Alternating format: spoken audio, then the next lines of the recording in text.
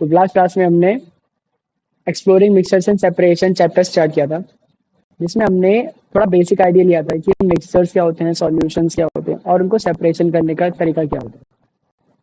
तो इस क्लास में हम जान लेते हैं कि मिक्सचर्स एक्चुअल में होते क्या हैं। और लास्ट क्लास में यानी कि लास्ट वीडियो में कई बच्चों का कंसर्न ये था कि हमारे वीडियो सही से ऑडिबल नहीं थी। कई बच्चों के डिवाइसेस में सपोर्टेड थी बट नहीं थी। कोई इशू नहीं, दोबारा से स्टार्ट कर देते हैं। देखते हैं। A combination of two or more distinct substances, physically mixed but not chemically combined, components keep their own properties.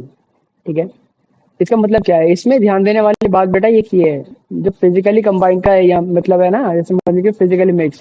Physically mix का मतलब क्या होता है कि किसी भी तरह की केमिकल रिएक्शन नहीं होती। केमिकल रिएक्शन नहीं होती, ठीक है। केमिकल रिएक्शन नहीं होती तो नो न्यू सब्सटेंस, यानी कि कोई नया सब्सटेंस नहीं बनता, ठीक है। यानी कि जो केमिकल रिएक्शन नहीं होगी तो हमारा कोई नया सब्सटेंस ही नहीं बनेगा, ठीक है। और केमिकल रिएक्शन क्यों नहीं होती? क्योंकि हम जिन भी चीजों को मिक्स करते हैं उनके बीच कोई केमिकल बॉन्ड नहीं बनता। आई बात समझ में? अब इसमें 3 पॉइंट्स हैं बात ध्यान वाली।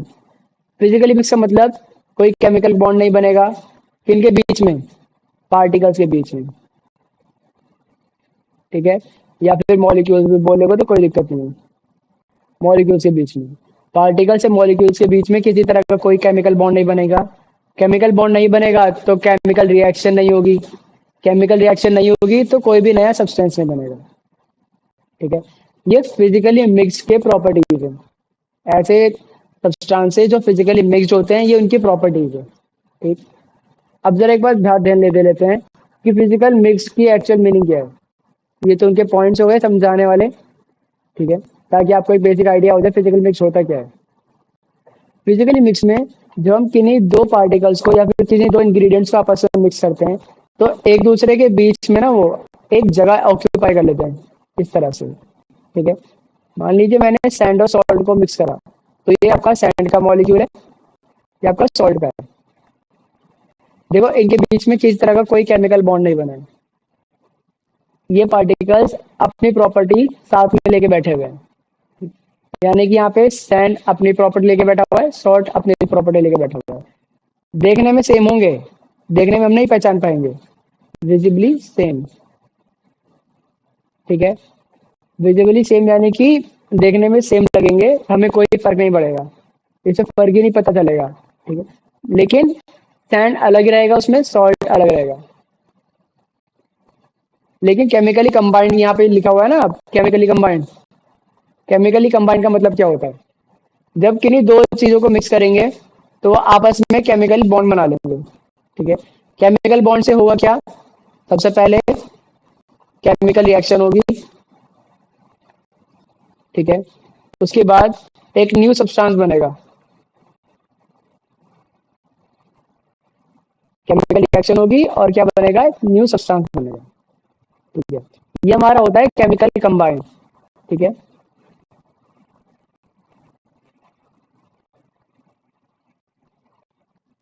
केमिकली कंबाइंड का मतलब ये होता है क्या? आपस में बॉन्ड्स बनेंगे। किन के बॉन्ड्स बनेंगे? जो हम मिक्स कर रहे हैं, जिन चीजों को हम मिला रहे हैं उसके मॉलिक्यूल्स आपस में बॉन्डिंग करेंगे। उन बॉन्डिंग से केमिकल रिएक्शन होगी और एक नया सब्सटेंस बनेगा। फिजिकली मिक्स का मतलब जिन सब्सटेंसेस को आपस में मिला रहे हैं उनके मॉलिक्यूल्स किसी भी तरह के कोई रिएक्शन नहीं करेंगे, कोई बॉन्ड नहीं बनाएंगे और ना ही कोई न्यू सब्सटेंस बनेगा, ठीक है। ये डिफरेंस होता है फिजिकली मिक्स्ड और नॉट केमिकली कंबाइंड का मतलब, यानी कि केमिकली कंबाइंड का मतलब। अब जरा आगे देख लेते हैं एक बार। Components keep their own properties, ध्यान से देखिएगा। केमिकल्स धातु components keep their own properties, इसका मतलब क्या होता है कि जितनी भी चीजों को मिलाएंगे ना उनकी प्रॉपर्टीज उनके साथ बरकरार रहेगी, वो चेंज नहीं होगी। जैसे कि मैंने बताया कि फिजिकली मिक्स चीजों का एक तरह का एक कैरेक्टरिस्टिक है, वही सेम है। प्योर सब्सटेंस क्या होता है? Consist of only one type of particle, atoms और मॉलिक्यूल्स। पार्टिकल्स में एटम्स या फिर मॉलिक्यूल्स बोला है। Example distilled water versus tap water. इसका मतलब क्या है? प्योर सब्सटेंस बेटा वो होते हैं जिनका नाम लिया जाए वहां पे सिर्फ वही प्रेजेंट होगा, हाइड्रोजन बोला जाए तो वहां पे सिर्फ एच के एटम्स मिलेंगे। ठीक है, क्या मिलेंगे? एच के एटम्स मिलेंगे, उसके अलावा कोई और नहीं मिलेगा। ये नहीं कि इसके साथ ओ मिल गया या फिर इसके साथ कोई सी मिल गया, ऐसा नहीं होगा। ठीक है, अगर एच बोला है तो एच ही मिलेगा, उसके अलावा और कोई नहीं मिलेगा। यहाँ पे डिस्टिल्ड वाटर क्या बोला है? तो नॉर्मली हमारे घर में टैप वाटर होता है, उसमें H2O यानी कि पानी के मॉलिक्यूल्स के साथ कई सारे मिनरल्स होते हैं। कई सारे क्या होते हैं? मिनरल्स। लेकिन डिस्टिल्ड वाटर में क्या होता है? सिर्फ पानी यानी कि H2O मिलेगा। जिनका नाम लिया जाए सिर्फ वो हाजिर हो तो वहां पे उनको हम प्योर सब्सटेंस बोलते हैं।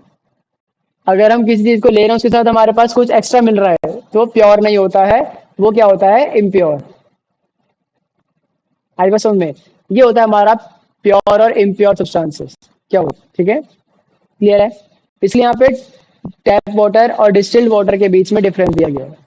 आई बात समझ में? ठीक है, आगे बढ़ते हैं। अब यहाँ पे आता है हमारा homogeneous versus heterogeneous mixture. Homogeneous mixture का मतलब क्या है? बेटा यूनिफॉर्म कॉम्पोजिशन बोली गई है। क्या बोला गया है? Uniform composition throughout, every part looks and taste is the same. Heterogeneous का क्या बोला गया है? Non uniform composition, parts are physically distinct visible. ठीक है, तो यहाँ पे एग्जांपल क्या बोला गया है? होमोजीनियस में sugar in water, air gaseous mixture हो सकता है, और vinegar acidic acid in water. Heterogeneous में क्या एग्जांपल दिए हैं? Sand in water, oil in water, smoke. अब इसमें डिफरेंस पहचानने की कोशिश करो। होमोजीनियस में बेटा इजीली विजिबल नहीं होता, इजीली विजिबल नहीं होता। लेकिन क्या इजीली विजिबल नहीं होता? इजीली अवेलेबल, इजीली विजिबल वो नहीं होता जिन्हें हमने मिक्स करा होता है। ठीक है, पानी में मान लीजिए हम नमक या कुछ और मिला दे रहे हैं, ठीक, तो उससे हो गया पानी हमारा बड़ा क्लीन लगता है, उसमें कुछ और नहीं मिलेगा। ठीक है, दिखेगा नहीं उसमें। लेकिन हेट्रोजीनियस में क्या होता है? जैसे मान लीजिए उसी पानी के ग्लास में मैंने रेत मिला दी, तो रेत के पार्टिकल्स यहाँ पे हमें दिखेंगे, कुछ देर छोड़ देंगे तो नीचे बैठ जाएंगे। ठीक है, तो ऐसे मिक्सचर जिनमें कुछ मिलाने के बाद हमें पता ही नहीं चले कि उसमें कुछ मिला भी है कि नहीं मिला, तो वो हमारा होमोजीनियस में आ जाता है। अगर उसी मिक्सचर में हम कुछ ऐसा मिला दें जो हमारी आंखों से देख सकते हैं और उसे हम अलग कर सकते हैं, वो हमारा हेट्रोजीनियस में आ जाता है। आई बस समझ में? होमोजीनियस मिक्सचर का एक बहुत अच्छा एग्जांपल है सॉल्यूशन। सॉल्यूशंस क्या होते हैं बेटा? पानी में हम कुछ भी मिला देते हैं वो हमारा सॉल्यूशन बन जाता है। ऐसा है? नहीं है। ये डिपेंड करता है कि वो चीज़ अच्छे से मिक्स हो रही है कि नहीं हो रही है। और बहुत अच्छी तरह से वो सॉल्यूशन में मिक्स हो चुकी है और सॉल्यूशन हमारा क्लियरली विजिबल है, यानी कि बहुत क्लियर दिख रहा है, उसमें कुछ कोई दूसरा पार्टिकल नहीं शो हो रहा।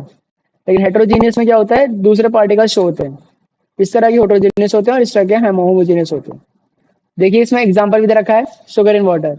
यानी कि अगर हम कभी पानी में चीनी घोलेंगे, ये पानी में अगर हम चीनी घोलते हैं तो चीनी के पार्टिकल्स बड़ी अच्छी तरह से डिसॉल्व हो जाते हैं उसमें, हमें पता ही नहीं चलता कि इसमें कुछ है भी कि नहीं है। एयर गैसियस मिक्सचर, जैसे कि हमारे आसपास की हवा में बहुत सारे एग्जाम्पल में गैसेस बोल दूं, जैसे नाइट्रोजन है, ऑक्सीजन है, कार्बन डाइऑक्साइड भी है, तो इतनी सारी मतलब इससे भी और भी ज्यादा गैसेस, ये सारे मिक्स्ड हैं, लेकिन हमें हवा बिल्कुल क्लियर शो होती है।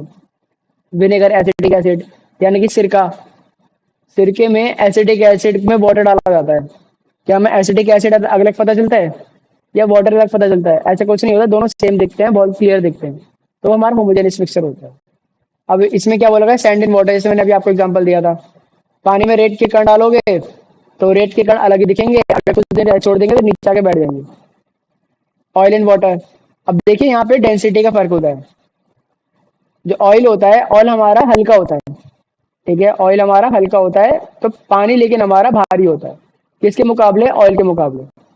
अगर हम ऑयल डालते हैं पानी में तो इस तरह से वो पानी के ऊपर तैरने लगता है, मिक्सिंग होगा ही नहीं वो। ठीक, तो वो हमारा अलग दिखता है, ऑयल अलग से दिखेगा और पानी अलग से दिखेगा। इस यहाँ पे लिख देता हूँ, ऑयल वाटर। ठीक है, ऑयल अलग दिखेगा, वाटर दिखेगा, तो हमारा ये हेट्रोजीनियस में आ जाएगा। स्मोक यानी कि हवा में ऐसा क्लाउडी टेक्सचर बन जाना जिससे हमारी हवा में हल्का सा व्हाइट व्हाइट शो हो रहा है। जैसे मान लीजिए किसी ने आसपास पत्ते जला दिए, तो होता क्या है? हवा में धुआं अलग ही दिखेगा। ठीक है, तो वहां पे वो भी हमारा हेट्रोजीनियस बन जाएगा। क्यों हेट्रोजीनियस दिखे बनेगा? क्योंकि इसमें हमारा इजीली विजिबल है, जो भी हम मिक्स कर रहे हैं वो इजीली विजिबल है।